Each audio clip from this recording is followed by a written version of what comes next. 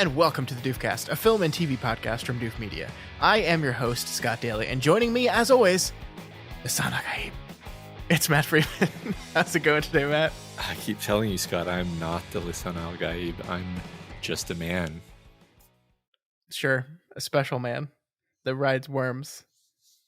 Now, I do expect you to follow me, unquestioningly. I saw so many of the memes about this movie before I saw the movie, and then I saw the movie and I was like, oh, I totally get it now. I totally get why it was memed all to hell. Yeah. People hate taking things seriously, don't they? This week on the show, we're finished with our series, Matt, so we're back to take a look at a new film. We're going to be looking at Denis Villeneuve's newest picture, Dune Part 2. Oh my gosh. I'm excited. This is has been waiting years for this. 2. What? Literally just 2 years. Years. That's 2 years. Normally when we do these new episodes, Matt, we do like a non-spoiler section at the beginning and then we move into spoilers, and I don't think we're going to do that anymore. I don't know how to talk about this movie without talking about what happens in this movie, and it's based off of a very old book, so whatever. We're just going to talk about the movie. Yeah, I feel like anyone in my orbit at this point in time just knows everything about Dune just because they know me, right? So that's how that works. Yeah. And then I want to talk to you a little bit about the Taylor Swift concert that I watched this week. It's out on Disney Plus, and my wife and I watched it, and I have some things to say about Taylor Swift. All right. That's a topic that I am heavily invested in, as you're aware. I know you are. It's very important to you. It's never been more important. Yeah. Well, we talked about Mr. Beast a few weeks ago, so we have to talk about Taylor Swift now because she's the Mr. Beast of music. Are you going to tell me about the Taylor quake, where there was like a 3.0 earthquake caused by all the Taylor Swift fans? Is that a real thing? My daughter told me about it, and I kind of just prefer believing it to checking. That seems like it's not a real thing, but sure, we'll pretend that's a real thing. Yeah, I am just gonna assume it's true, and you should too. Okay, I will. From now on, that happened. Yeah. And then I thought we'd wrap everything up. I've been playing Elden Ring lately, and I thought we're eventually going to do a whole episode on Elden Ring. We have to, but I thought it'd be fun to have like a preliminary, why can I say that word, conversation about my time with Elden Ring so far, and these wacky Souls-like games that they keep making. Yeah, I have been waiting impatiently for you to start playing Elden Ring, and now that you have, I look forward to having that chat. Yeah. All right. But first, we have to talk all about Denis Villeneuve's Dune Part 2. It's okay. I'm here. It's been a while since you've had one of those nightmares. Tell me, what was it about? It's only fragments. Nothing's clear. You've been fighting the Harkonnens for decades. Look! My family's been fighting them for centuries. Your blood comes from dukes and great houses. Here, we're equal. What we do for the benefit of all. Well, I'd very much like to be equal to you. Maybe I'll show you the way.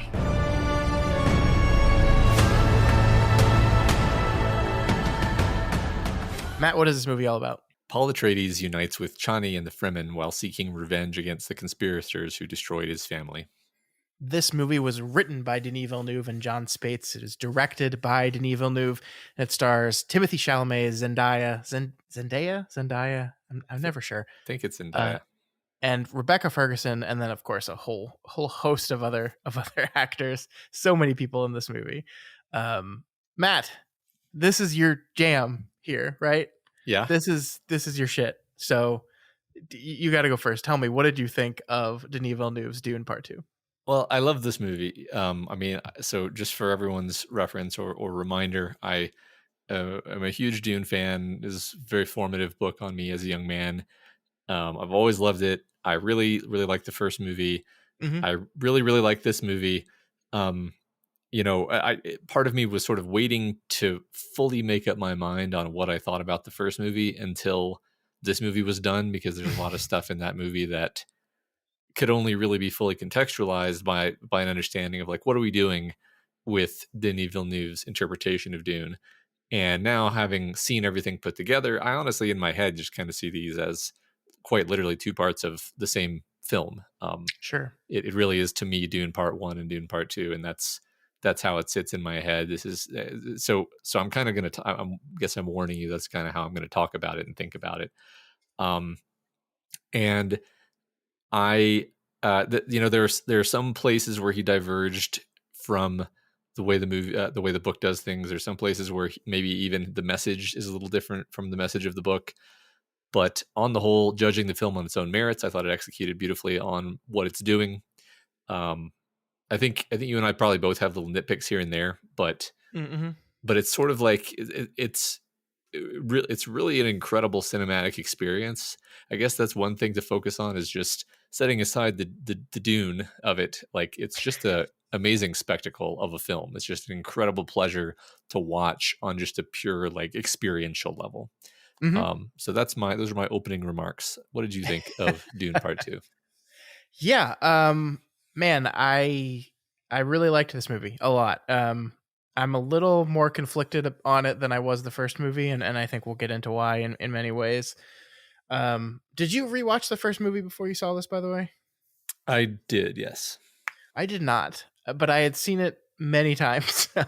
I watched and rewatched this movie many, many times in the past 2 years. So I felt like I knew the story and didn't need the refresher, but I think I would have liked the refresher on, Villeneuve style and just how he was shooting this world and this movie. So I kind of regret not doing that, but I didn't. And yeah, I mean, I think this is a remarkable achievement in filmmaking. I really do. I think Villeneuve is one of my favorite directors. I think what he does visually, how he chooses to tell the story stylistically, are things that I absolutely love. I was there for it the entire time.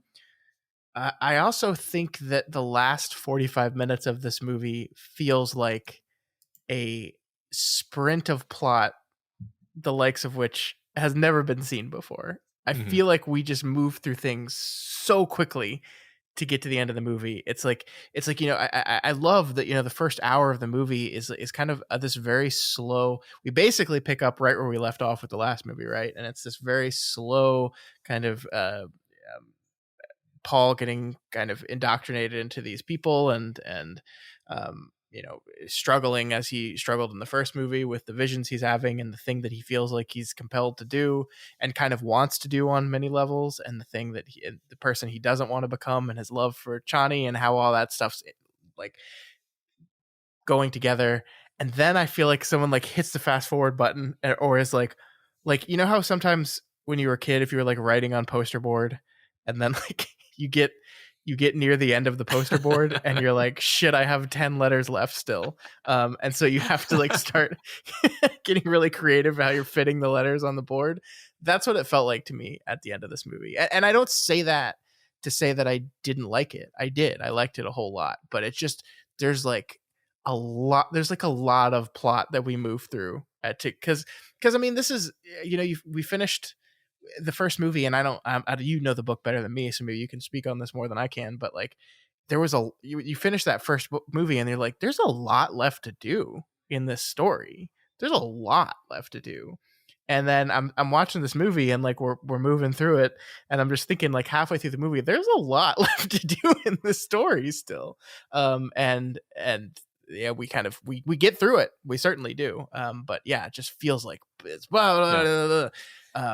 and then the movie's over. I was like, wow, I liked all that, but man, I have to sit and think about like what I all just witnessed. I mean, that's the thing I'll say that I think is a compliment to this movie, is I really haven't stopped thinking about it since I watched it 2 days ago. Which is always a good thing, I think. Right. Yeah, I think I agree with you on sort of both counts there. I mean, I guess it didn't bother me because I see it as one of those unfortunate necessities of a story like this where I think from the moment that Paul decides that he's going to take the water of life, the plot moves like 10 times faster. And Yeah. a big part of that is simply because he has now become superhuman. He is sort of not human anymore, actually, past that point. He's sort of not the same character anymore, really.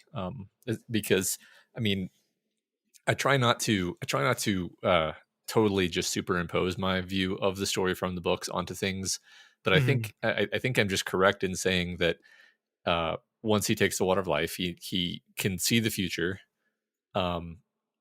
There's now very little uncertainty to any of his decisions, and he starts taking actions that he just knows are going to lead to his victory in short order. And so that is the sort of thing that makes total sense sort of on paper as a sci-fi concept, and is like sort of the death of narrative.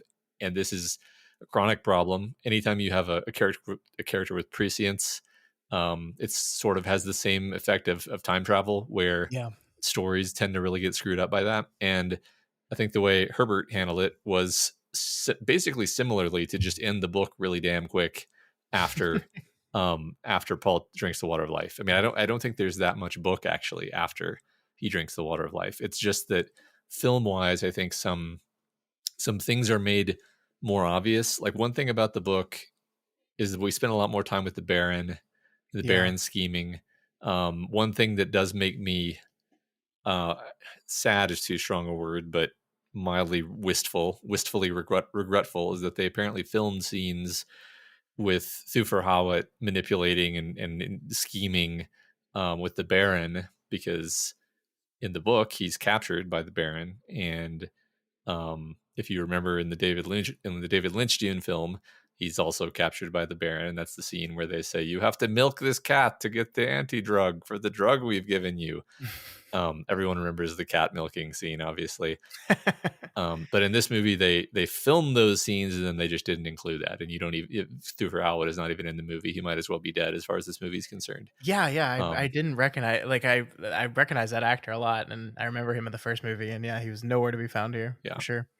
So like that, to me, maybe I'm off base, and maybe I'm sort of wide of the mark of what your actual complaint is, but I do feel like, because the story trimmed away a lot of the like plans within plans, and like subterfuge and people who are all backstabbing each other, which is really the meat of the plot of the book. And instead they focused on this drama, basically, of like the struggle of Chani and Paul, and really elevated Chani as like practically the main character of the film in some ways. That's what I was gonna say. Especially after Paul takes the water of life, she essentially becomes the protagonist, because he stops being a character, as you said. Like, he's made his choice, he's made that decision, and I think the movie films it like that too, where he's treated so differently by the language of the film, that like we don't even, like, there's not, when he stands in front of Chani and basically says to the emperor's daughter, like, I'll marry her, and like does all this stuff, there's no moment of like tough decision making from him at that point. He's done making decisions after he's made the water of life. Like, he's done. And even if he's like maybe a little wistful about an alternate decision, like, he's not hesitating, he's just going. And so I agree with you, like, maybe the reason we rush through this stuff at the end so much is because there really is no character work there at that point, at least from his perspective. Like, he's done making character choices at that point. It's really just spectacle. And I say that as a fan, right? It's so it's funny. I don't know. I felt so like underwhelmed by the final spectacular battle, which I thought was going to be this amazingly epic thing. And I was like, I thought that the epic battle at the end of the David Lynch film was better than this. Oh, really? Are you talking about the knife fight, or the overarching like big attack on the city? The big attack on the Emperor's palace.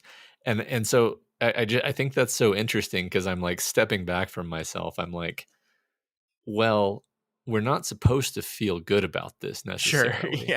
Yeah. No, this is a tragedy. All of this. Yeah.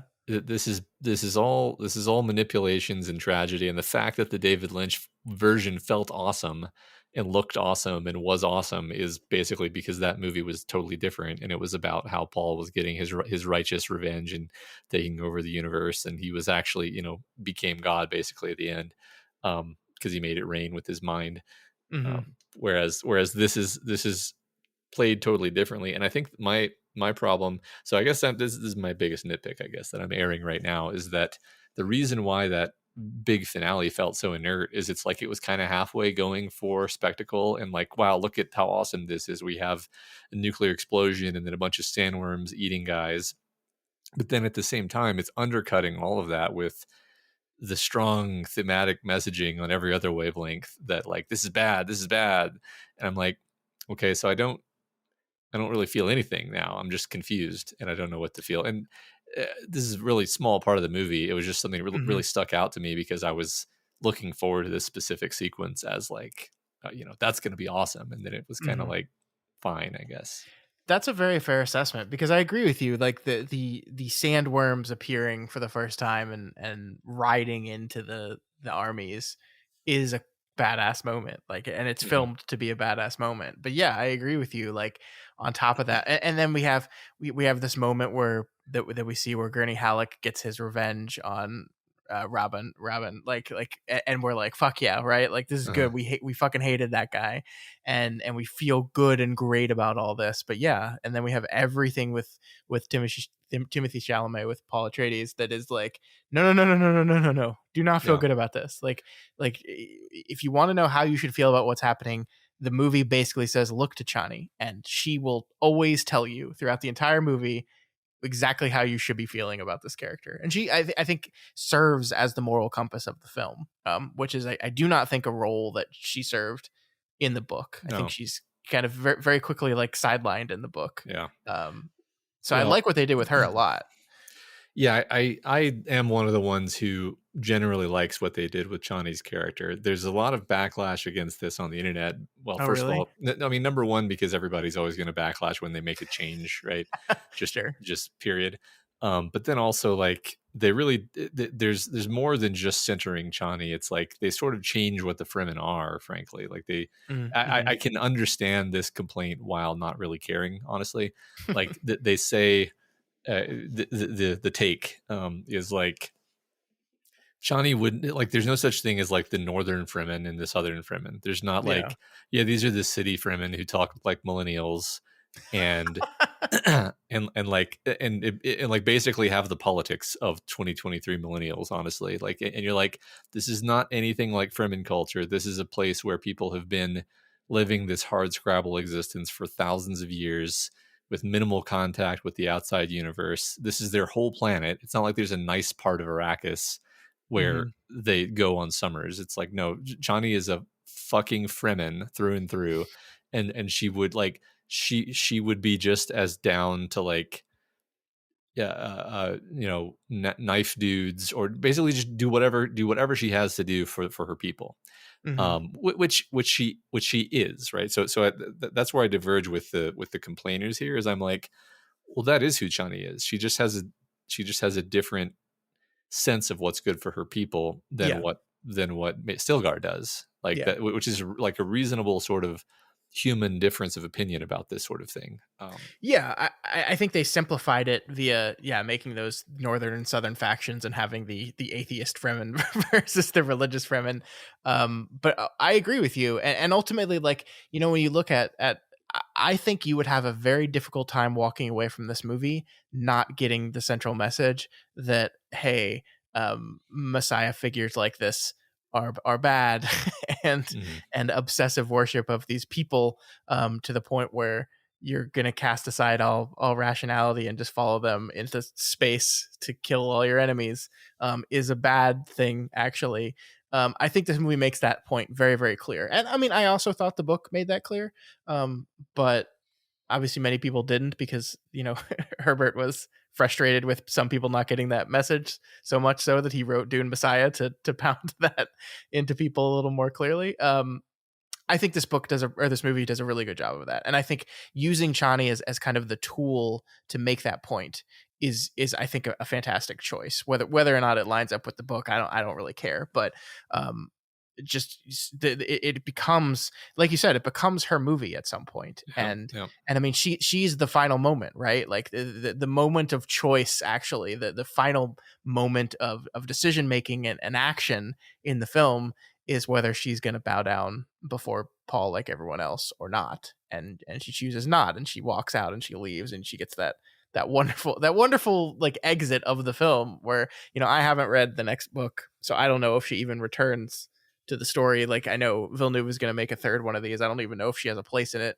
It's Zendaya, so they'll probably find a way to do that because it's Zendaya, but man, that's a hell of an exit and a hell of a point to be made. It's like, this is bad, and look at me reject it. And that's the thing you should take away, is this is a character who loves this man but has fully rejected him because he's lost to her.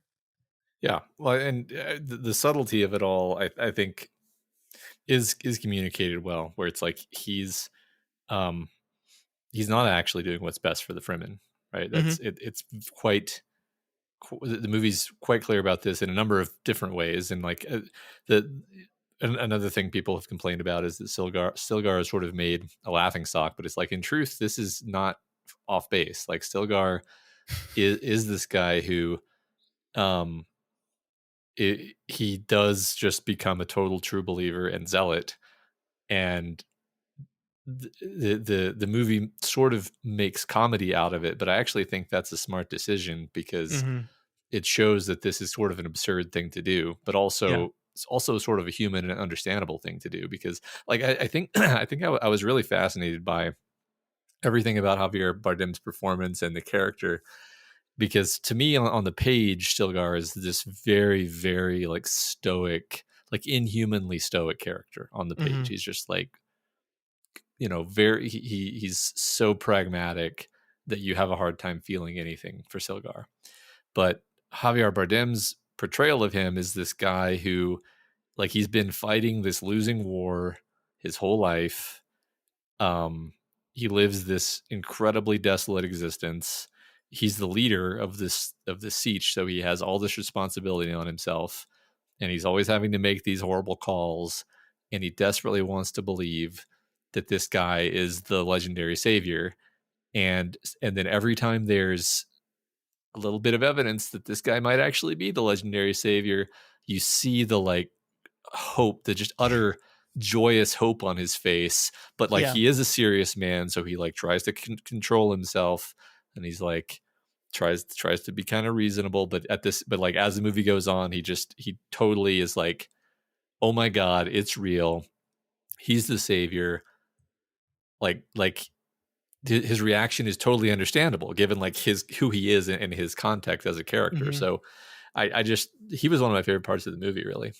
It is definitely played for comedy, though. Like, there are multiple moments. Like, my favorite was when he says he's definitely not the son I get you, and I think it cuts to Bardem being like, he's so gracious and non-conceited or whatever in his denial. It just proves that he isn't even more, right? And it's just like, I think that is the point, right? Like, I think it is very, like, a lot of the stuff is very subtle, but I think Denis is trying to be as unsubtle as possible with some of the stuff, where like we're poking fun at this. We're making him the butt of the joke because it's absurd. It's absurd to have a person standing in front of you saying, I'm not this person. And for you to go, oh, look how he denies that he's not the person makes me convinced more than anything that he is the person. And it's like, what? That doesn't make any sense. Yeah. And then of course he is the person, but like, well, and the movie reinforces all this. This is something I think it did so well in the first movie as well. Like, all this stuff's made up, and it's made up by the Bene Gesserit, who have been doing this everywhere for years and years and years, seeding these beliefs amongst these people. And like, the movie really focuses on this. Like, when Jessica survives the poison, Paul's just like, no, she just has training in this. Like, she just learned how to do this. This isn't a miracle. She just learned how to do this. And like, there's rational explanations for everything here. Yeah. It's interesting because I think one place that people get confused, and by people I mean young Matt and a lot of readers, is like you can very easily in this book or the story or whatever and be like, oh, he was the Lisan al-Gaib. He was the Mahdi the whole time. And it like you actually have to slow down and take a step and be like, no, he is the product of the Bene Gesserit breeding program who can see into the future. Yeah. And he used that power to take advantage of the Fremen legends, which just so happened to mean Yeah. that he did actually help them win their war against the Harkonnens, but that's not going to be good for them. And that's so like that is several more layers of complexity, I think, than most people are really looking for. I don't even want to say like, yeah. Oh, sorry to interrupt, but maybe I'm wrong about this, but those are legends that were implanted in them by the Bene Gesserit in the first place, right? Yeah, so yeah. Of course the Lisan al-Gaib's gonna. So we're attempting to breed this powerful man that can do all these powerful things, at the same time going around different planets and telling people one day this powerful man will show up here and you will need to lead him immediately. And it's like it's a self-fulfilling prophecy because they're doing it, right? It's like it's it's like, tomorrow I am going to eat an apple and I've already bought a bunch of apples and put them out, like, you know, like it's just it's ridiculous. And like of course it's going to happen. It shows just how easily manipulatable people can be when you attack them at their faith. And yeah, I agree with you. I think that, you know, looking back at the book and even in this movie, there are times like, oh, he is doing these incredible things. Like he can see the future, right? He is the has this power. He does, but that only makes him the person of legend because the people in charge of that legend told you that in the first place. Yeah. And yeah, like I think that one of the moments that really stuck with me, and I don't remember if this is in the book or not, but like he's defeated the Emperor, all the other houses are there, and we get this message of, you know, the other houses aren't accepting your ascendants. What should we do? And his response is, lead them to paradise, right? Yeah. But so what we're doing is we're making all the Fremen leave their home, the planet they live on, hop in a spaceship and go fight some other people they have no qualms with whatsoever. Like, yeah, these people weren't subjugating them. They were not torturing them. They were not treating them bad. They're not on their planet. He's the emperor now, or at least according to them. And they're like, you're up, like talking what you meant about this isn't the best interest of the Fremen. Like, they have no vested interest in this conflict whatsoever. Yeah. But it doesn't matter anymore. Right. Yeah. So yeah, that worked so well. Like they'll lead them to paradise. Like hopping on a spaceship and going to fight someone is really paradise. Really? Right. Yeah. That was definitely a Hollywoodization of the ending, because nothing like that happened at the end. I mean, the ending is literally just the guild navigators are also there. And Paul is like, if you don't immediately comply, I will detonate my nukes over the spice fields and end all interstellar travel in the universe.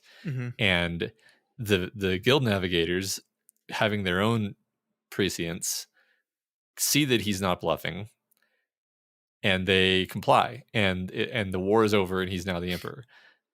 And there's no like the Landsrat isn't complying. What's I don't even remember if this is in the end of Dune or if this is more like stuff you learn later, but like there is a big holy war, but it's not because they don't accept him as emperor, it's because they don't accept him as God. And that, like, that takes on a very different complexion, right? But yeah, I mean the Fremen leaving the planet is, yeah, like you say, not actually what they wanted in the beginning, but now they've been totally swept up into the legend of it. So, you know, as a movie ending, I think it works. It's just like you're like, oh, you're not even going to change. You're just running directly onto these troop transports, and you're just going. that's part of why the end felt so like fast to me, is that Mhm. like this whole idea of, okay, so Paul is drinking the water now. He's calling himself their Messiah.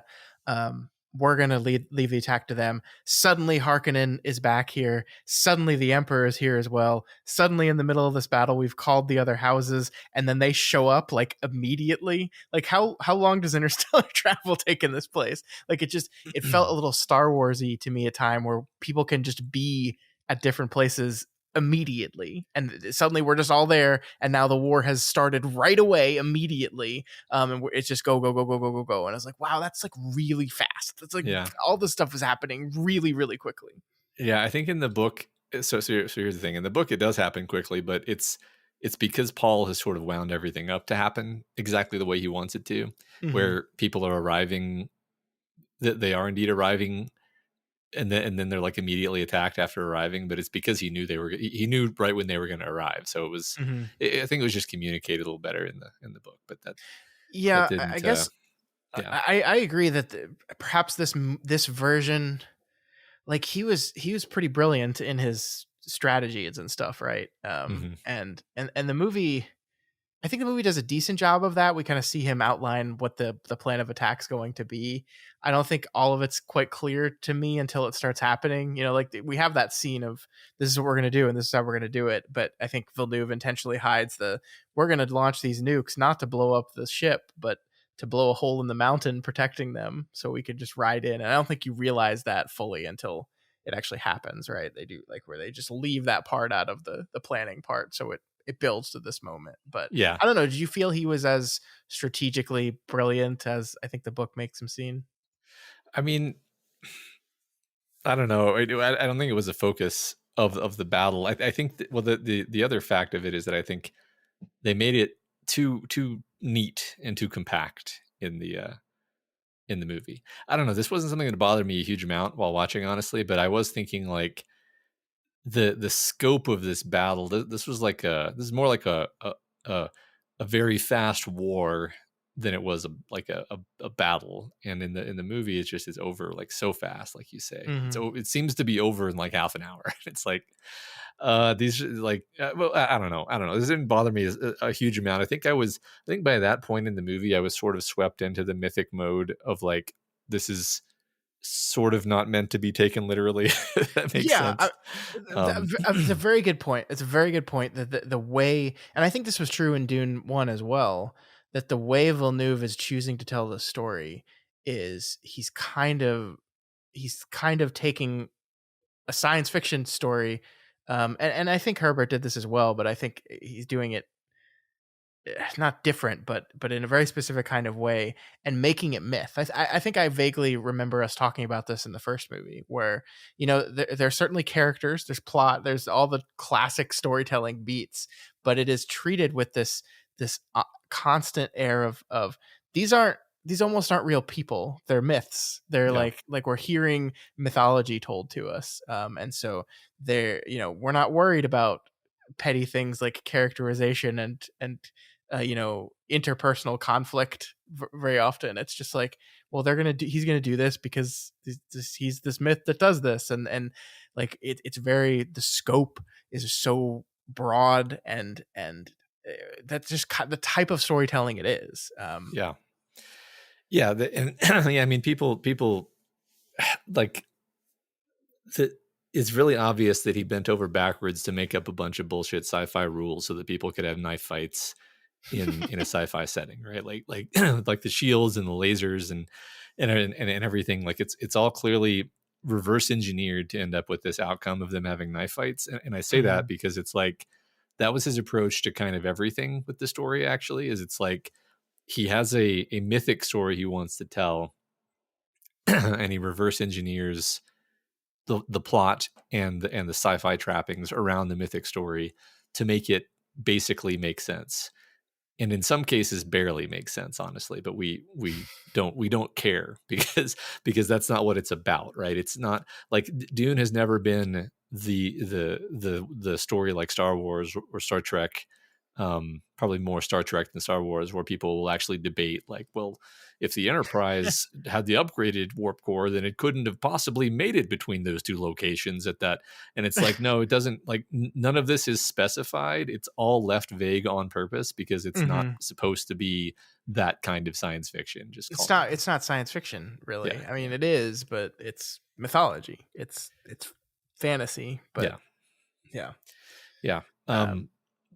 Speaking of like mythic, I want to talk about like my favorite part of everything, which is the Harkonnens and Giedi Prime and the arena and Feyd-Rautha and all this stuff where, like, to me, this is the reason why you bothered to do a Dune adaptation in the first place, is to just like show weird, disturbing shit and just have a fun, interesting, novel, visual way of exploring these, like, again, like mythic and exaggerated ideas. Because the Harkonnens, like, mythically speaking, they're like the evil wizard, the evil king in the evil castle in the dark lands, and you just you do whatever you want to depict that. It's totally left up to you, Mr. Filmmaker. Have fun. And my God, did he have fun with that?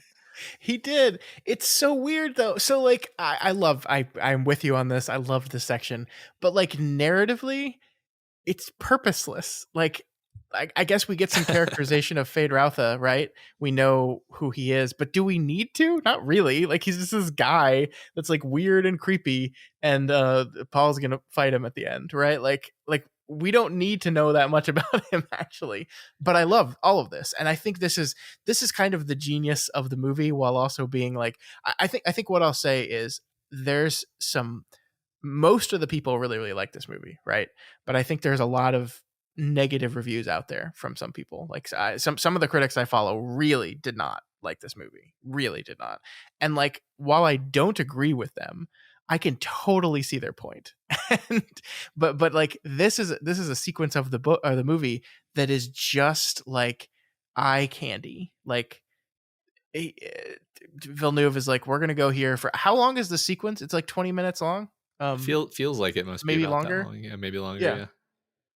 And like I said, almost completely superfluous to the actual central narrative of the film. All we need here is we meet Feyd-Rautha and he has to be told he's going to Dune. That's it. but like, we spend so much time with him. We spend so much time on this place. We spend so much time with Léa Seydoux's character, who gets impregnated by him. You know, like all of this stuff is just so aesthetically pleasing because we do the black and white thing. That's not even really black and white because it's like, how do you describe it, Matt? It's like everyone like inversed colors. Like, yeah. Well, I think first of all, I think they filmed it with infrared cameras, which is a weird thing to happen twice in 1 year. And it's basically this hyper. Yeah, I don't know what the right word is, right? Because it's like it's not like it's black and white. It's like either it's black or it's white. It's like hyper bright and hyper dark and very little gray in the middle. Which and also, so it is black. It is actually infrared cameras, so it gives like human skin this inhuman quality. It is, especially the eyes. It makes the eyes look very strange, and insectoids almost. And I especially like, as you see people like stepping in and out of the rays of the sun into the shade, you sort of see the effect. You see a gradient of the effect, and it's so cool. The way it's shot too, like others have pointed this out. This isn't my original observation, but like, we've seen all these CGI spectacles where maybe even literally like a big CGI spectacle happening in an arena in some movie of recent years. But it all feels weightless. It all feels fake. It all feels like it's a CGI set. It just feels like a cartoon. And this is one of the few times where it's like it's shot with gravitas and a sense of scale and like presence, and like this is cool. This matters. This is others have said like this feels like what we thought we were in for when we saw Lord of the Rings 20 plus years ago, and we're like, wow, this new era of filmmaking is going to be so amazing because it's going to give us all of these. It's going to use the spectacle of what can be done with filmmaking, and it's going to make us feel all these feelings. And not that that hasn't happened at all, but I think it tends to happen less than you would expect. And I think it's because filmmakers don't really treat it this way. They don't treat it as this like tool of their dramatic arsenal. It's just like, yeah, people like that. People like that shit when you put big, colorful things on the screen. And I thought this movie really never made that mistake. Like if it was going to do spectacle, it made the spectacle feel like something, and you were sort of in awe at all of these points.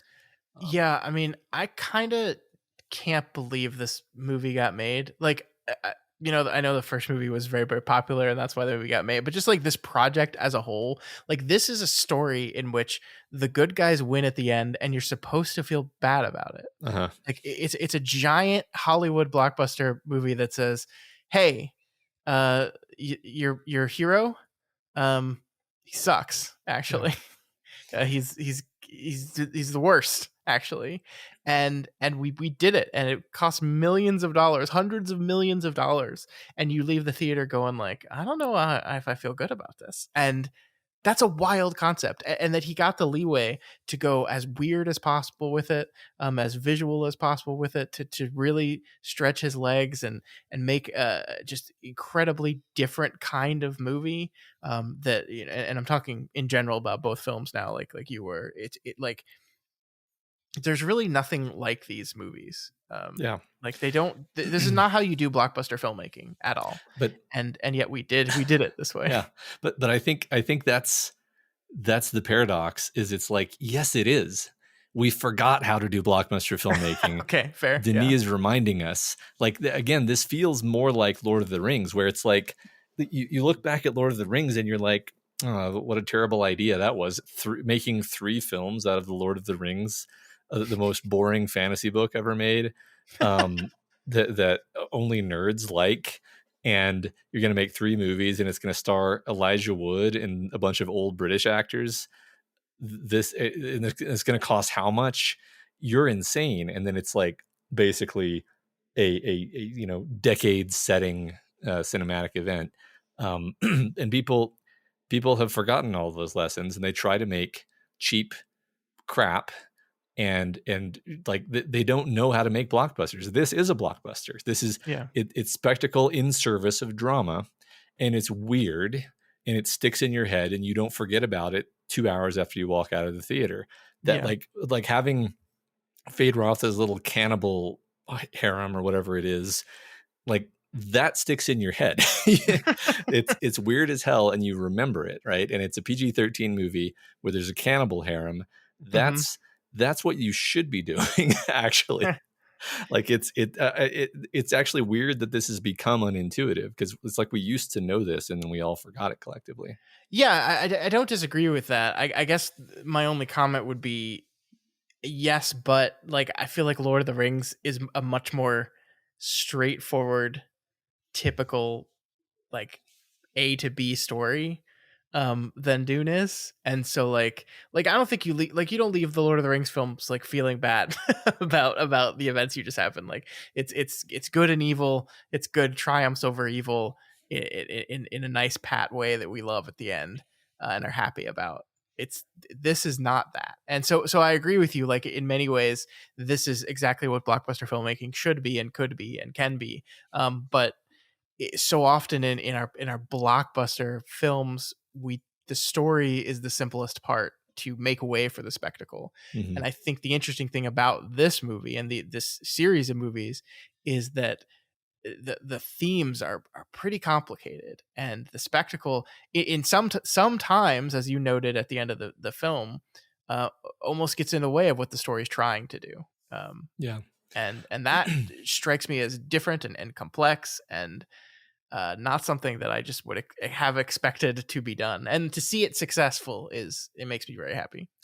Yeah, no, I think you're right there. I mean, it's definitely more complex than what you typically think of as a blockbuster, but I don't know. I don't know if I guess I think people are tired of eating the same exact hamburger every single time they go to the theater. You know, this is why people don't like care about movies that much anymore. I mean, I know it's Yeah. overdetermined. It's there's a bunch of factors, but I think one of the factors is it's like Hollywood thinks they dialed in the perfect formula for the perfect movie, and all they did is they just kept making the same movie over and over, and people got bored.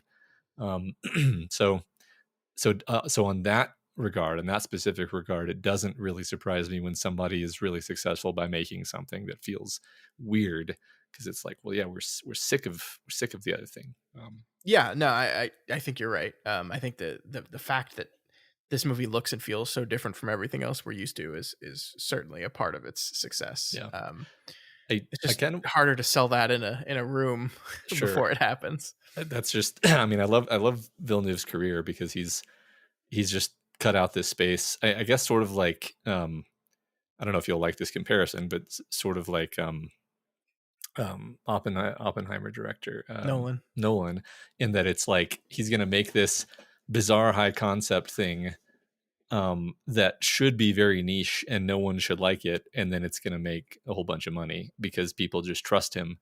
And even if we all have complaints about it, in the end, we're super glad that he made it, right? We're glad that these guys exist, even if their movies are like, I don't know about that. Glad he got to make it, you know? Yeah. I agree. And I think the Nolan comparison is accurate in many different ways. You know, they're very different styles of filmmaker, right?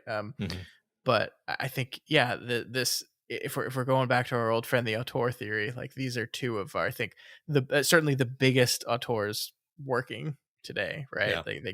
They're given the most money to do the things that they do. And I mean, yeah, Villeneuve's career is really interesting because obviously these two movies have been huge successes.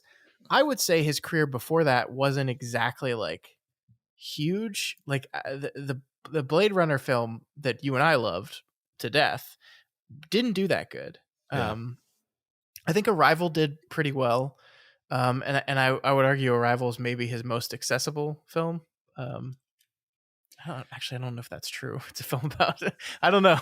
Maybe none of his films are that super accessible. I think, yeah, that's an interesting question. I mean, people love them. You know, people love his films though. Like that's, yeah, I think that counts for a lot.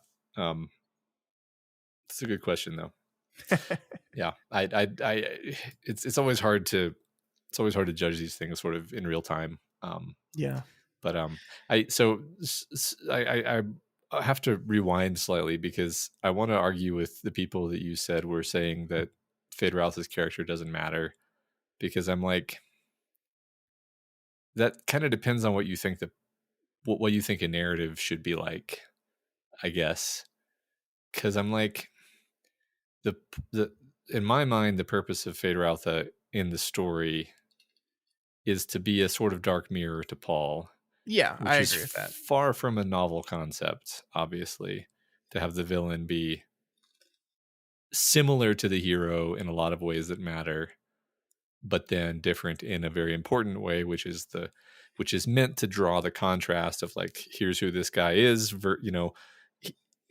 And I think so. I don't think it's pointless. I mean, I think there's a lot to dig into. I think maybe it's subtle. I think the idea that he's killing like slaves, he's killing slaves in an arena, and then contrasting that with Paul, you know, basically leading these freedom fighters. It's complicated, right? Because I think Dune is legitimately ambiguous in some ways. Like, because you and I have been sitting here agreeing basically that this is a story about how it's like bad that Paul took the Fremen and used them for his own ends. But at the same time, Dune actually wants us to admire Paul's personal qualities in some ways. Like, he has a lot of the Duke Leto's best qualities, but then he has some of his grandfather's worst qualities, where he's cold-hearted, he's foolhardy, he's like brave and I forget the word, risk-taking to a fault, and then he's given unlimited power. So it's like he has an admirable side, he has some character flaws, and then he's given unlimited power, and we watch him make mistakes with that power.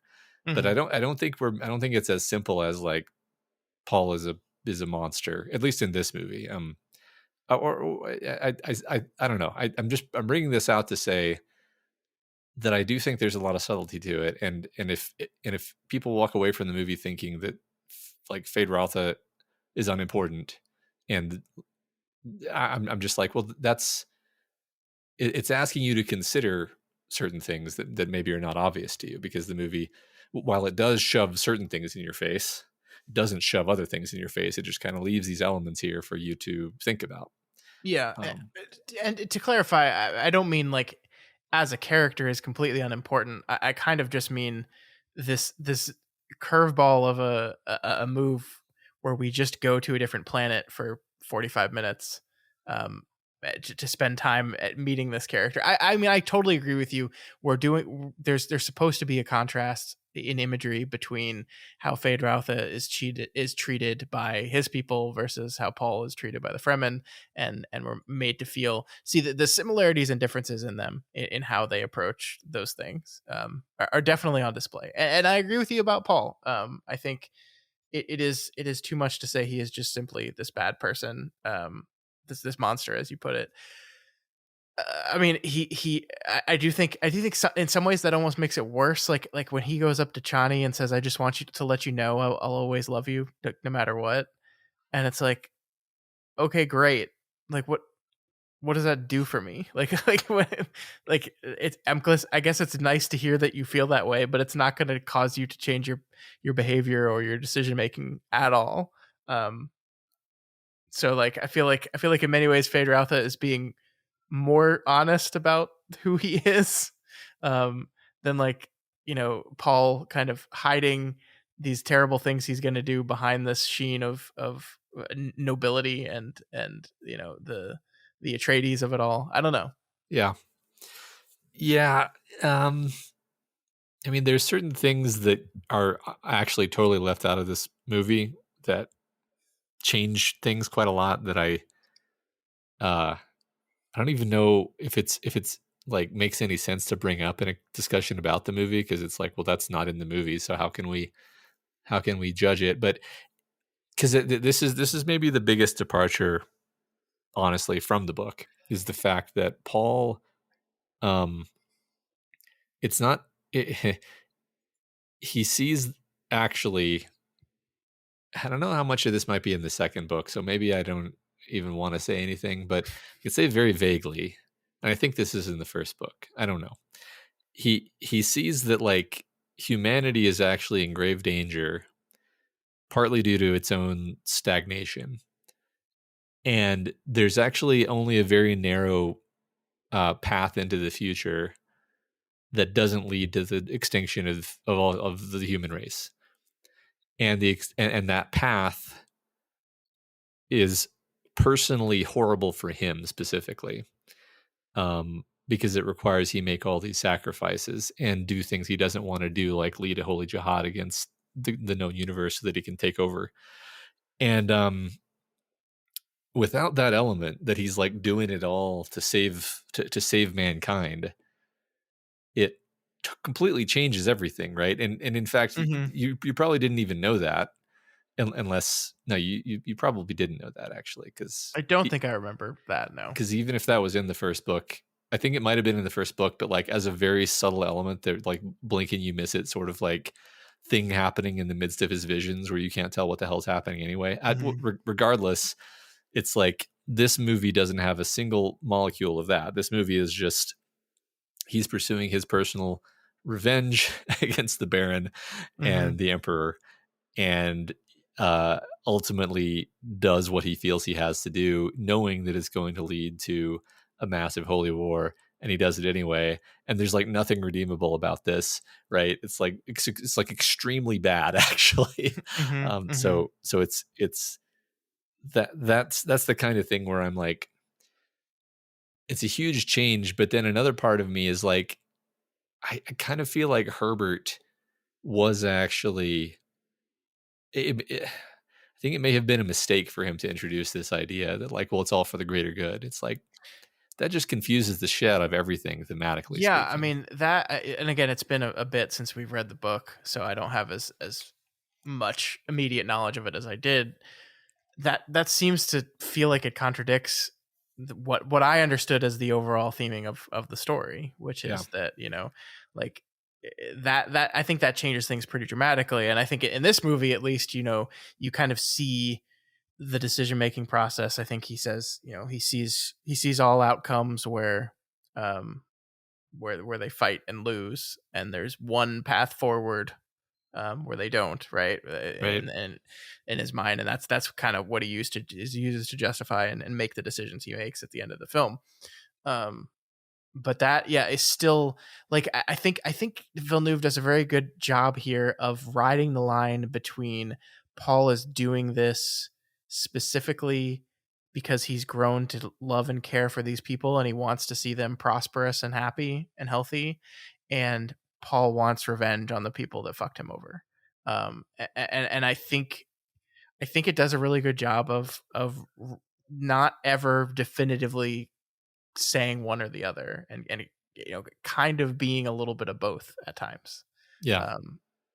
So Yeah. I mean, even scene to scene, you sometimes wonder. I agree. I totally agree, and yeah. I love that actually, where there would be moments where you'd see kind of a bit of coldness from him, and you'd be Mhm. like, "Oh, he's just using them," and then there'd be moments, like unguarded moments where you wouldn't think he would be pretending, Mhm. where it's like, no, he really like feels a sense of belonging in this culture, and I think there is this active struggle within him over like which of these Yeah. things is more important to him. um and I think, I mean, it's ultimately a tragedy, because I do think he literally chooses his revenge Yeah. over the Fremen, actually. Yeah, and there is, I think, moments where it feels like he's kind of playing both sides, and by sides I mean his mother and his girlfriend, Mhm. where like he'll be talking to Chani, and like you can tell he's like super interested in her and what she's saying, and the learning about the culture through her, and then he'll go talk to Jessica, and like they'll be scheming and planning together on how they're going to use these people to best achieve their goals, right? And it feels like he's almost putting on airs for whichever side he happens to be talking to at that particular moment. Like I know what my mom wants, and so I'm going to agree and appease her. And then this is what I know Chani wants, and so I'm going to play that role Yeah. and be that person. Because Yeah. he's not sure of where he fits in this. So have you ever seen Lawrence of Arabia? Yes, long time ago. Because I never have, but now it's got to be on my list, because apparently, Lawrence of Arabia was a huge inspiration for Villeneuve in making this movie. Yeah, that and makes al- sense. and also, I believe, I might be messing up some details here, unfortunately, but I believe that the stories which sort of inspired Lawrence of Arabia also inspired Frank Herbert. So there's this sort of genre, if you will, of like, Hmm. what white man goes to the desert with, a fundamentally imperialist agenda, but then actually does fall in love with the locals in their culture, Hmm. and there's a legitimate struggle in his soul between loyalty to his original ideology and people, and this sort of found family and brotherhood that he discovers. And that sort of, I think I think Villeneuve actually made that the heart of the film, even though Hmm. that's in the book, but I wouldn't call that the heart of the book. But I think he really centered that as the core drama of the film, actually. Yeah, and I think that's why Chani gets elevated Yeah. to from a side character to one of the main characters of the story for sure. Yeah. Yeah. Um, yeah, and I think Herbert is taking that. It's not like, certainly there's been lots of talk about the white savior trope related to the story in these movies, and Lawrence of Arabia as well. I think it's taking that idea, that trope, and really examining it and inspecting it. And so there are moments where it is honing true to that, that dances with wolves ideology, right? Where it's coming to a foreign culture and learning their ways and falling in love with it while also having your agenda. Like it's done so many times, countless times. Yeah. But then I think ultimately lands on, oh, but this is bad. This is this is bad thing actually. So yeah, I don't know, it's a fascinating story, and like I can't think of a better adaptation of this overarching story. Like I know like Lynch's version of the story like has its merits. Like there's parts of it I enjoy for sure, but I don't know, just the scope of this thing, the scale of this thing, the goal of this thing.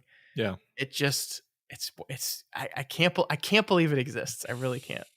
I mean, one of my favorite moments is very simple. It's toward the beginning, first scene really, where these Harkonnens come across them in the desert, and the Fremen like immediately disappear, and then you just kind of follow these Harkonnen soldiers, and there's this eclipse happening, so everything's red, and the Harkonnens activate their floaty dealies, and they're like flying up the side of this cliff face, and they're just like skimming along kind of the way you do if you're like swimming, and you're just like brushing your hands along the bottom of the pool, and it's this incredible dreamlike spacious feeling that comes over you while you're watching it, and it's like, this is so cool. Right?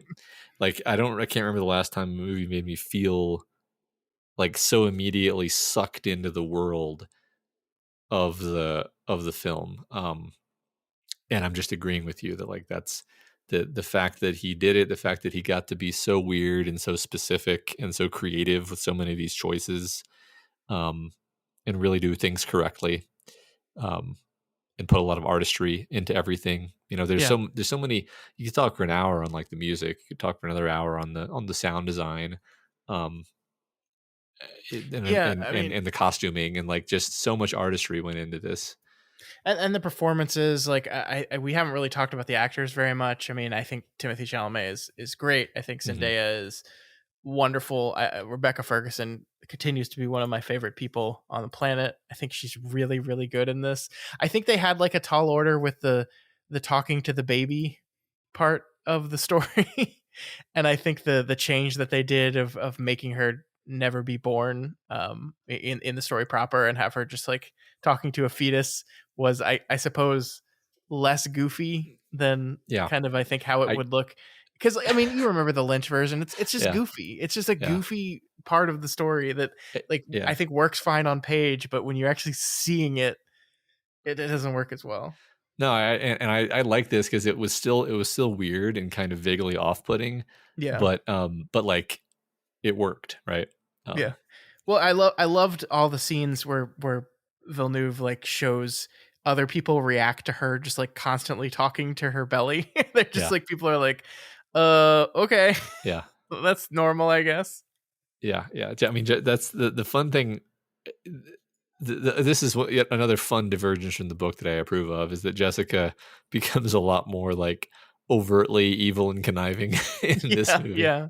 I loved the face tattoos she gets. Yeah. I don't remember if that happens in the book or not, but it really makes her look sufficiently creepy. I think the movie is certainly leaning into the, oh, Jessica, no, what has become of you? Well, luckily the book rarely describes what anything looks like ever, so fair. You can easily say that she got face tattoos. I read that, I didn't know this, of course, but I read that the face tattoos were actually the fear is the mind killer thing. Oh, that's cool. The litany against fear, I guess, is what it's technically called. Did not know that. That's what her face tattoos were. So well, I know what face tattoos I'm getting. Please do. I would give you so much money to do that. Yeah, she was great. I actually thought, for some reason it's like really, really popular to like make fun of Timothée Chalamet and call him a murder twink, which I just think is a great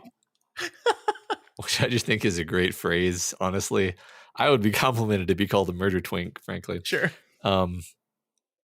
But I thought he was great. I love I love his movement. like the scene where he sort of, takes control in the big clan meeting, Oh my and god. and then later the scene when he kills the Baron, he has this energy to his movements where he's like he's like moving like a big cat, like Yeah. stalking around, and like with this power and energy in his body. And like especially when he kills the Baron, because his face is totally covered, and he's not even he's speaking Fremen. Yeah. So like you see him walk in, and like in that moment I was like, I buy him as this desert warlord Yeah. killer. I thought that was so good. I like Timmy a lot. I think he's a really good actor. I do remember the feeling I had when I heard he was cast in this role, where I think he works very, very well for the young Paul Atreides portion of the story. And I was a bit worried if he would be able to make the transformation to the Messiah, to the warlord, as you said. I was a bit worried about his ability to do that. I was happily wrong. I think nails it. I think the sound design helps a lot with this. When like the way they do the speaking part, like really emphasizing the volume of how they shout and yell. But he commands himself. He holds himself. I think him making that switch really, really worked on me. I thought it was fantastic. He was great. I did not know he had that kind of thing in him, and I will not doubt him anymore. That was great. Right. Because you really got to buy that this giant, this huge number of people who are already sort of not necessarily quite ready to listen to him are going to be overawed by his energy, his power here, and he does it. So I love that. I feel like his hair changes at the end of the movie to like try to Maybe. make him look more regal. I don't know if that's true, but I feel like it happens. Maybe. I mean, he had the balaclava or whatever you call it on, right? Yeah, I guess he takes it off. Maybe I don't know. I just feel like in the closing moments of the movie, I was like, his hair looks a little different. What's going on here? We got to talk about Austin Butler, who plays Feyd-Rautha. Great doing Stellan Skarsgård. Like that's what what his performance is. He's just imitating Stellan Skarsgård, which is, it's so good it's kind of off-putting, which works perfectly for him. I think when he opens his mouth and sounds exactly like Stellan Skarsgård, I'm like, wait, what is happening here? And Austin Butler, I don't know if you knew him before this, but he played Elvis in the Elvis movie that came out last year. That actually I thought was a good movie. I liked it. And then I watched him. There's a show called Masters of Air on Apple TV right now. I think I talked to you about this before. It's the follow-up to Band of Brothers and the Pacific. And he's in that show, and he's just doing the Elvis voice again to the point where I was like, oh, so he wasn't doing an Elvis impression. This is just how he talks. And it just so happens that it sounds a lot like Elvis. So I kind of had like knocked his stock down a bit in my head. And then I watched this and I was like, oh no, this is great. This is such a weird performance. It's like honestly, I think I just had Skarsgård in my mind because it reminds me of Skarsgård's son. What's his name? The one that played the one that's in Castle Rock and I know exactly what you're talking about, but I can't remember his name. Bill Skarsgård. Bill Skarsgård, yeah. Like to the point where I thought for a moment I'd forgotten that it was Austin Butler, and I was just like, oh, it's cool that he's getting to play his son, not son, his, I guess, nephew, but because it does, like, Bill Skarsgård is just so good at that like creepy affect where like just he can do this thing with his face and his mouth that just like makes you uncomfortable. And I think Austin Butler nails that in this. Where just like the makeup helps, the cinematography certainly helps, but he's just creepy. I mean, I also for a minute there thought it was Bill Skarsgård, and we didn't even talk about this beforehand, but I was just like, he has that Pennywise look. He has the eyes where he just has this like penetrating, creepy, unsettling stare. And I thought he was great. I mean, I love when he's in the arena because he's just this vicious monster. I love everything about this guy. But they didn't poison the last guy, Matt, as a gift. Yeah, from that was Uncle. the Baron testing him, but also actually, see, that's the thing is, Maybe just trying to actually murder him. Who knows? yeah, I mean that. Once again, I'm like, it was actually because Feyd-Rautha arranged for him not to be poisoned. It wasn't the Baron, but That's interesting that's because okay. they probably had to like cut and edit around that, right? Because they probably Yeah, filmed that scene, and then they're like, "Oh, we can just cut to the Baron provocatively and be like, and yeah, have him say." Happy birthday, and it's like, oh, then we know that it's him. He did it. uh-huh. Yeah, Yeah. I think they may have, right, because it's like, why have Feyd-Rautha there at all if you're not going to do something with it? And I'm sure they have all yeah, kinds of stuff yeah. there that they Mhm. just understandably had to cut for time. I mean, I get it. Like, I can feel sad about this while also not being like they should have made the movie 3.5 hours long. Mhm. I know that they should not have made the movie 3.5 hours long, but I can still regret that there was. Well, I love mentats, so there were no Yeah. mentats in this whole movie, and No. that is a loss. So Lea Seydoux' character in Uh-huh. this movie, like talking about you're talking about they had to cut stuff for time. The movie's already very long. Is this just so we can make the Feyd-Rautha Paul Atreides comparison that we have another of the Bene Gesserit go to him and to give him the test with the Gom Jabbar, and like we're just pinging off these same Yeah. moment, like I well, and don't get me wrong, it's a like every scene. I love Lea Seydoux; she's wonderful. All the scenes, like I want to reiterate that like everything on the Harkonnen planet, I loved to death, but it also is like this is a long movie, and it's like, oh, did we need these things? Did we need her, like the scene with her and the Reverend Mother talking about their contingency plans and all well, these other? Do we need that stuff? I feel like, so it's like from a narrative screenwriting 101 perspective, probably not, but from a this is an adaptation of Dune, which is one of the weirdest books in the world. It stops being Dune if you cut out all of the weird, like, elliptic shit that doesn't appear to matter to anything, but then you think about it for 4 years and eventually realize that it's all this intricate tapestry.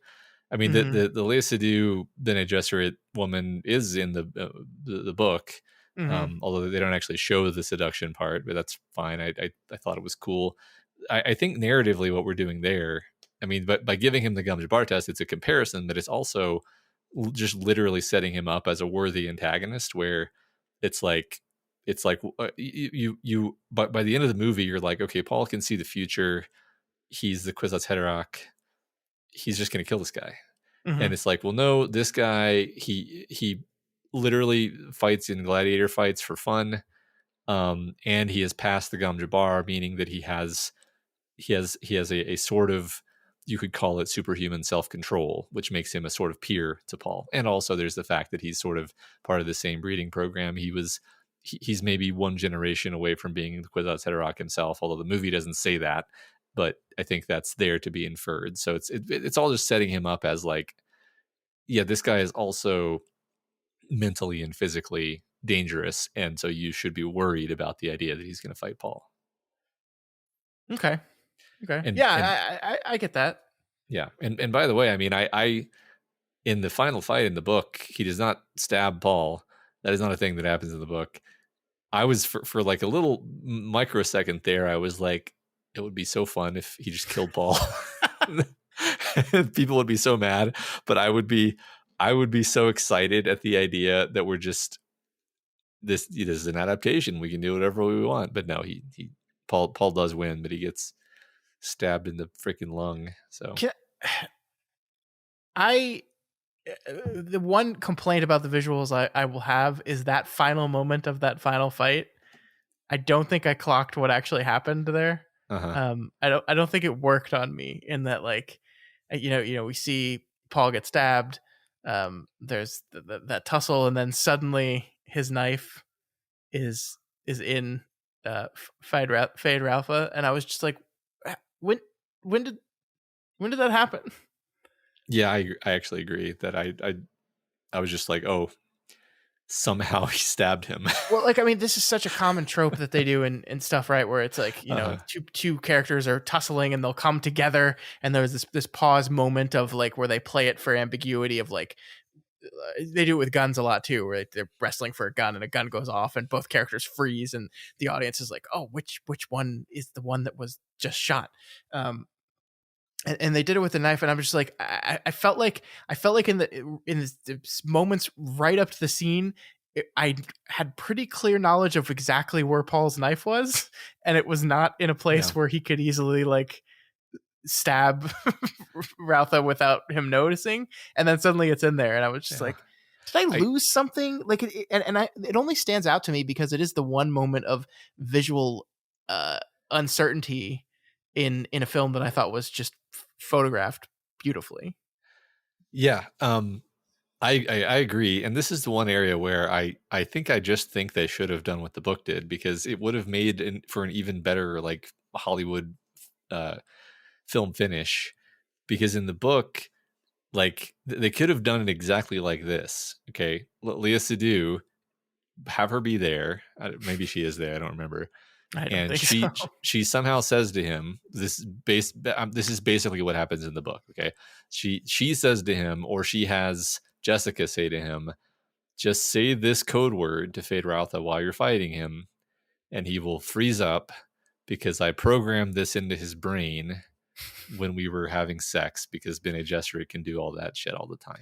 It's no big deal for them. And then he will freeze up and you can just kill him easily. And then Paul goes, no, I'm not going to do that.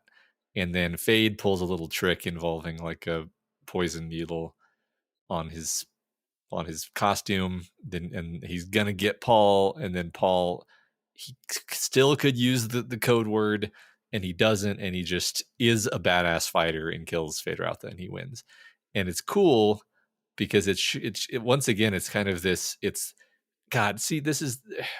I can't complain too much, but the first movie really emphasizes this thing with the Duke's father. We've got the bull. We've got the bull is on his grave. We've got the bull's head.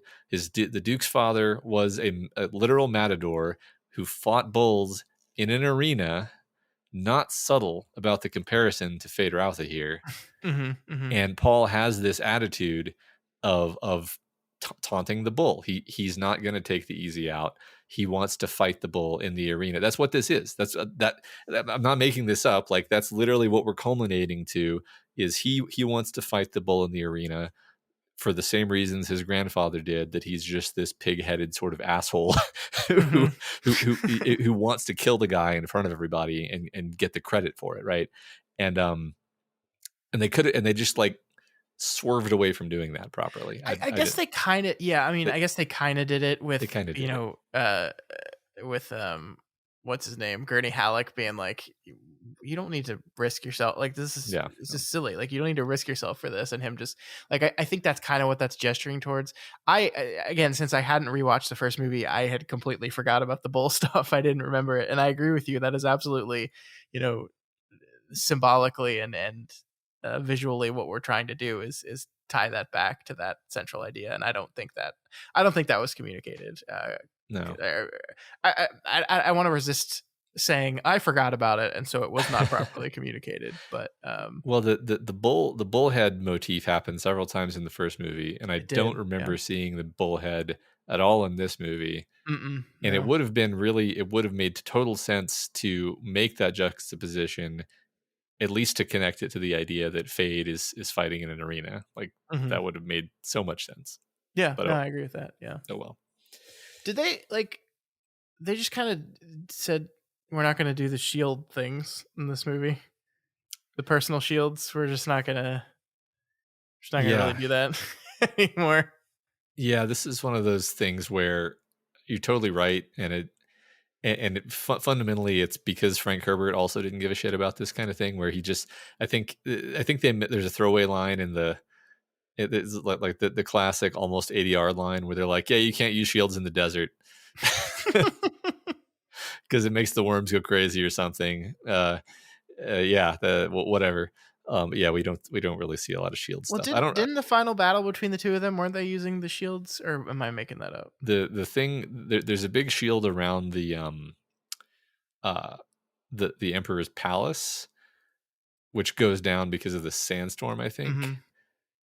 Whether or not the actual foot soldiers are wearing shields, I don't even remember, honestly. But what, like, with between Feyd-Rautha and Atreides, They are are not not wearing wearing shields? they are not Oh, wearing shields. Yeah.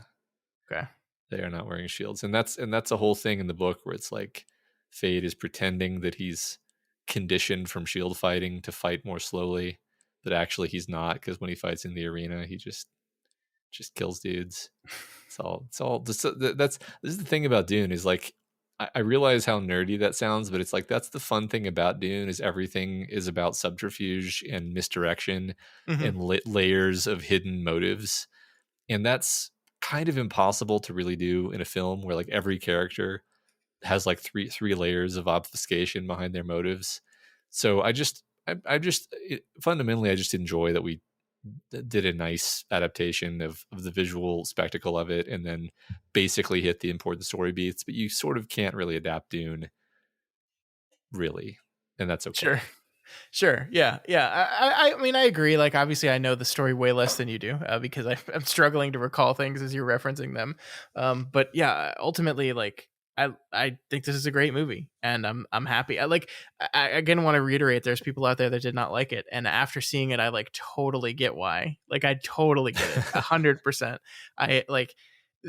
There were moments that I saw those reviews coming out, and they were being absolutely like tortured and destroyed by all the people that loved the movie and couldn't believe people would say bad things about it. And I was like, wow, that's really aggressive. And then I watched the movie and I was like, oh, I kind of see your point. Like, I went back and read some of those reviews afterwards and was like, no, I liked the movie, but like, I totally get why you feel that way, because there are some things in I, I guess this is a fair question to ask, like, which is better of the two? Can you even do that? Can you even answer that question, honestly? You mean between book and movie, or between the two movies? Dune Part 1 and Dune Part 2. I mean, lots of people, so everybody I've talked to has said that they like the second one more. Interesting. And I think I like the second one more overall. While like kind of acknowledging all your complaints, I think the first movie was a lot more sort of even. It didn't pull me in nearly as much. And honestly, like, a lot of that movie, it's like set up, and we're like slowly building up toward this action, and it frankly comes off a little boring on rewatches. Although it's still visually beautiful. It's all visually beautiful. Mm-hmm. So I think currently I lean toward preferring the second one myself, actually. Yeah, I think I like the first one more. I haven't revisited it. I need to do that before I conclude. But I feel like I liked the first one more. And maybe it's just the idea of like, it's new. Like, I've never seen a movie quite like this before, and this movie was like, oh, I had seen a movie quite like this before. It was the first one. And so like I'm leaning on the newness and the fun of the newness of it a little bit. So it could be that. I don't know. I need to revisit. I need to rewatch both these movies. Like, this is the type of thing where I really want to sit with these movies and spend a lot of time with them. And I think this episode, I don't think is super different from what we normally do, but certainly like the way we talked about this movie was a little bit different than the conversations we normally have. And I think it's just because we're still processing it. We're still working through it. We're still thinking about it. And I'm going to need more time with this movie for sure. Right. Yeah. It's similar to asking me to like make an objective statement about Lord of the Rings, or like, I'm just not going to be able to. It's too close to me. I care. I care too much. I'm sort of too invested in it, and that's kind of, fine. Whatever.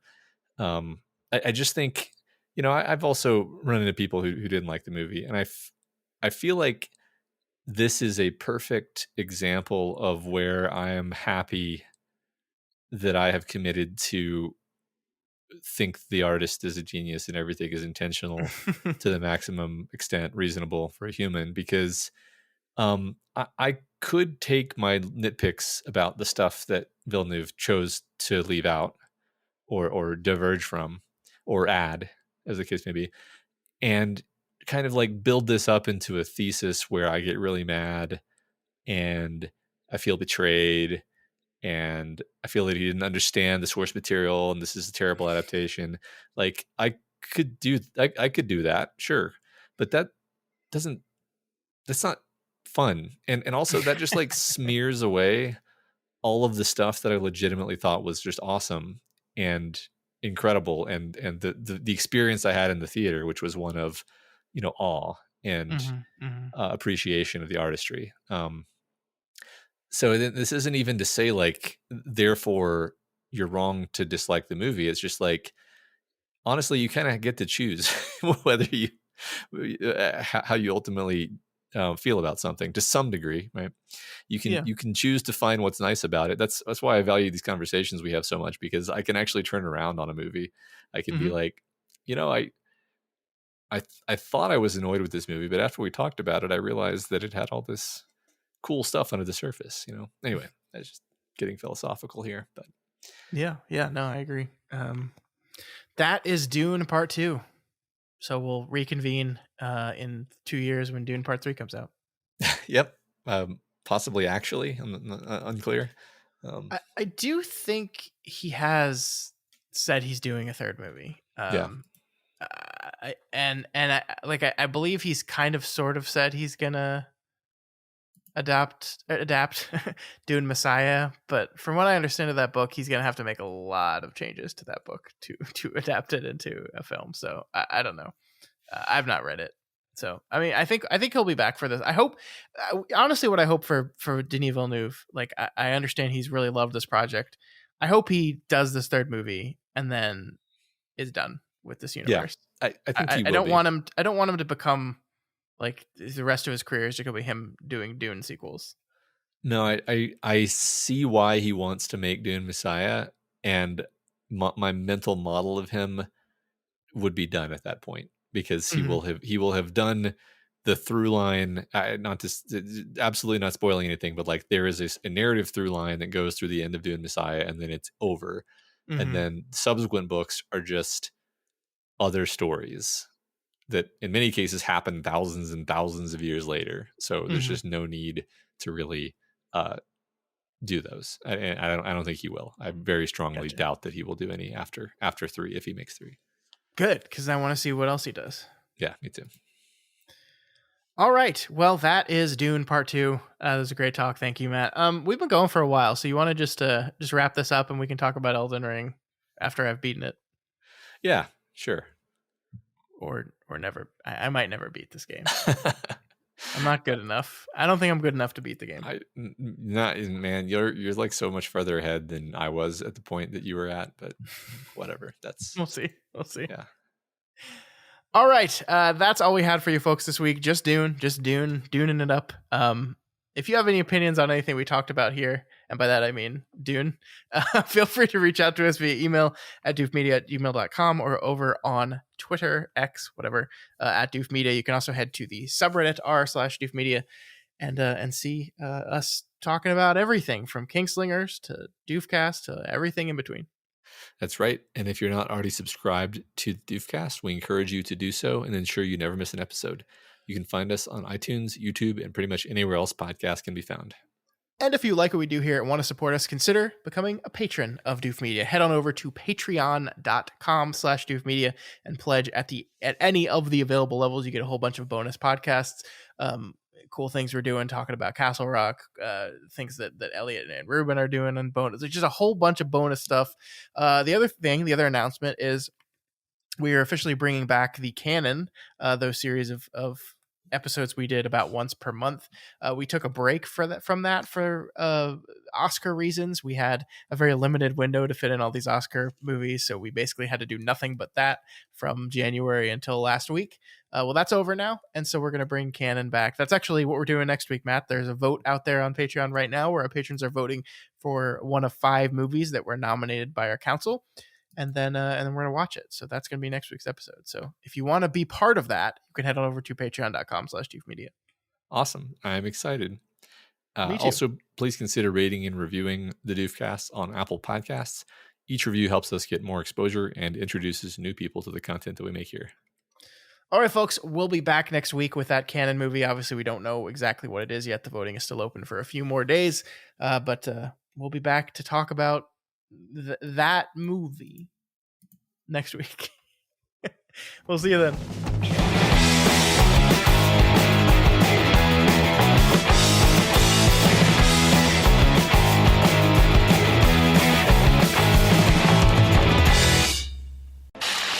My name is Doof, and you'll do what I say.